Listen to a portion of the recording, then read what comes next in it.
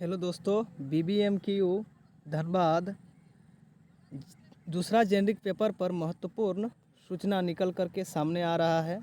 ये notice NSUI निकाला है दोस्तों। तो चलिए इस पर हम लोग विस्तार पूर्वक देखते हैं। देख सकते हैं विश्वविद्यालय में अभी 2 जेनरिक पेपर का मामला बहुत तूल पकड़ा हुआ है। यह मामला ऐसा है कि 2015 से लेकर के 2022 तक जो भी लोग CBCS पैटर्न पर, यानी कि ये पुराना सिलेबस है दोस्तों CBCS, और अभी दूसरा सिलेबस आ गया है, यानी कि पुराना पैटर्न पर डिग्री प्राप्त किए हैं 2015 से लेकर के 2022 तक, सभी का एक जेनरिक पेपर है। जबकि जिन छात्रों ने B.Ed किया है वो केंद्रीय स्तर की शिक्षक नियुक्ति भरे हो या फिर लैब टेक्नीशियन की वैकेंसी भरे हो, उन उम्मीदवारों की योग्यता की शर्त यह है कि एक मेन पेपर और 2 जेनरिक पेपर होना चाहिए।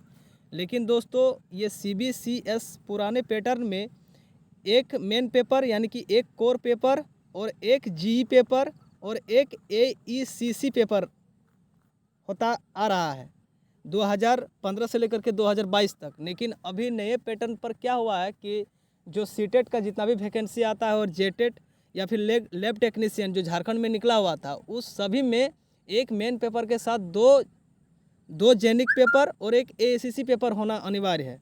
लेकिन इसमें एक जेनिक पेपर अभी है, तो इसीलिए दोस्तों ये इतना अभी झमेला हो रहा है यूनिवर्सिटी में।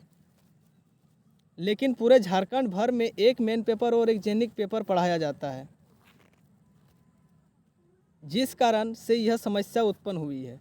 रांची और हजारीबाग विश्वविद्यालय ने वैसे विद्यार्थी जो B.Ed करने को इच्छुक हैं, जो भविष्य में B.Ed करेंगे या फिर जो B.Ed कर चुके हैं, उनके लिए दूसरे जेनिक पेपर का विकल्प दिया गया है। यानी कि आप यदि जो B.Ed कर चुके हैं या फिर जो भविष्य में B.Ed करेंगे, जिनका 2022 से लेकर के 2015 से लेकर के 2022 का सेशन है, वो भविष्य में यदि B.Ed करेंगे या फिर जो B.Ed कर चुके हैं, उनके लिए दूसरा जेनरिक पेपर का एग्ज़ाम देना बहुत ज़्यादा ज़रूरी है।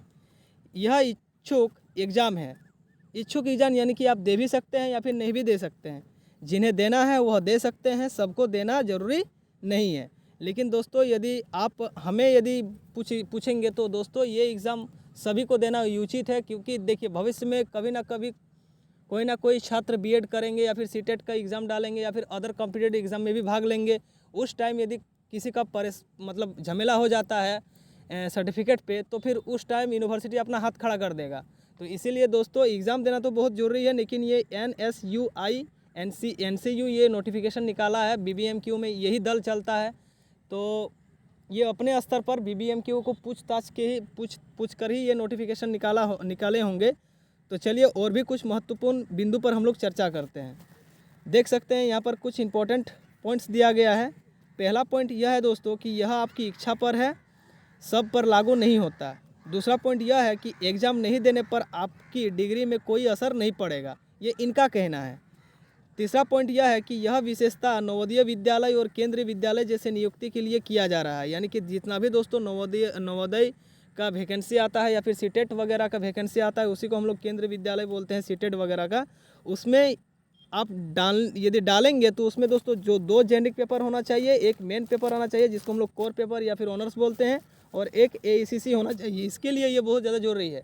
और अगर यदि आप केंद्रीय लेवल पर मान लीजिए कि CGL डालते हैं या फिर JSSC CGL या फिर SSC CGL डालते हैं, तो इसमें कोई दिक्कत नहीं है। लेकिन यदि कोई भविष्य में B.Ed वगैरह करेंगे या फिर जो B.Ed कर चुके हैं, इनके लिए ये बात बहुत ज़्यादा ज़रूरी है, क्योंकि ये उनके लिए ही ये एग्ज़ाम निर्धारित किया गया है।